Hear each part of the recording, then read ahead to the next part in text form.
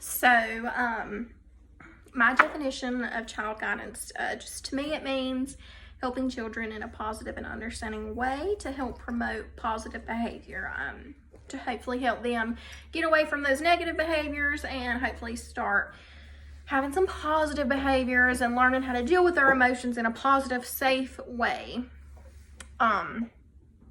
They need to be guided in a calm and understanding manner. The teacher, if you meet a child with negative behavior yourself, whenever and they may be just negative, you're not able to teach, you're not able to move on, you're not able to do nothing because this child has negative behavior. But a lot of times if you meet them with something negative yourself, if you are just super harsh, you're yelling, you're mean, that negative behavior is just going to continue. These children don't feel safe coming to you.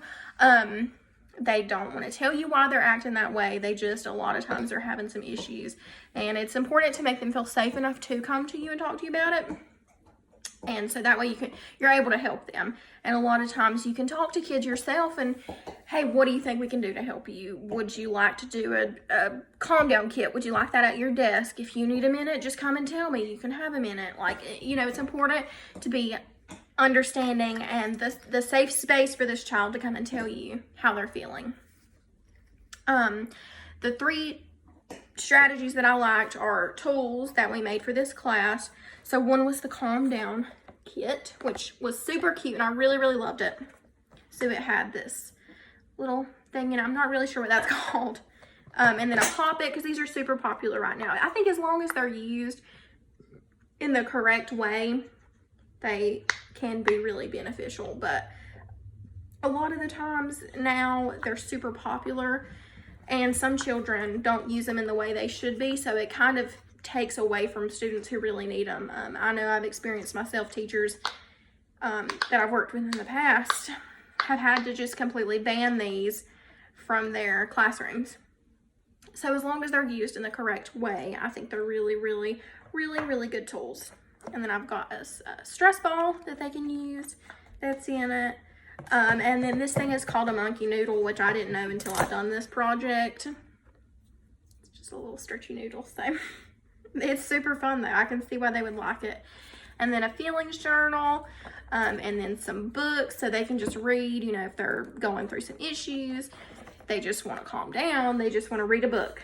They can just look at the pictures, whatever is their calm down time, whatever they need to do to calm down, and give them a minute so that they can relax and chill out for just a minute. And then I really like the visual schedule that we made, and I found this one on Teachers Pay Teachers. It was my favorite just because it has a do section, and then when they're done, they just Velcro it over to that section.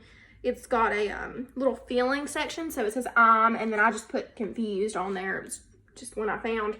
But there was many different choices in there, and so if they're feeling happy, they can put I'm happy, or if they're sad, they can put I'm sad. It's just a really great way of communicating. And then down here, if they need something, I need help, I need a break, I need the bathroom, whatever, they can just put that there.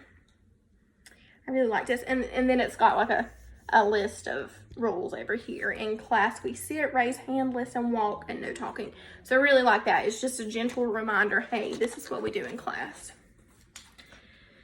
And then the third one I really liked was the transition tool.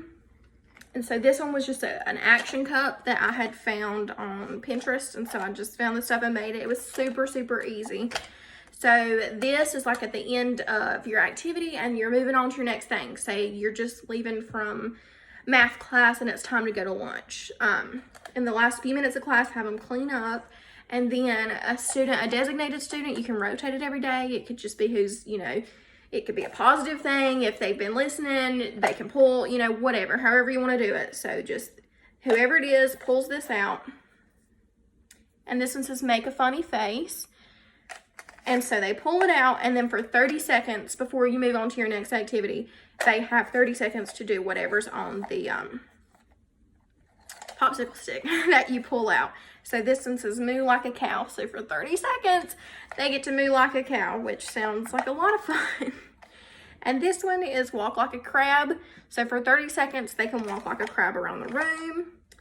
This one says student choice. So they have a choice to do whatever they want to do within reason. And this one says do jumping jacks. So it gives them a little bit of exercise, gives them time to get their blood flowing, heart pumping, you know, all that stuff. So those are my 3 strategies that I really, really enjoyed and liked and had fun making. When I do have my own classroom, I would like to promote child guidance by being understanding and helpful, because when you're helpful and when you're calm and when you're positive, it really opens up to these students wanting to come and open up to you. And to me, that's one of the most important things. Being a safe space for the students to come and feel like they can open up to you and speak with you is one of the most important things to me. So I think that's it. This has been one of the funnest classes I've taken. I've really, really enjoyed it. And all the tools that we've made have been a lot of fun.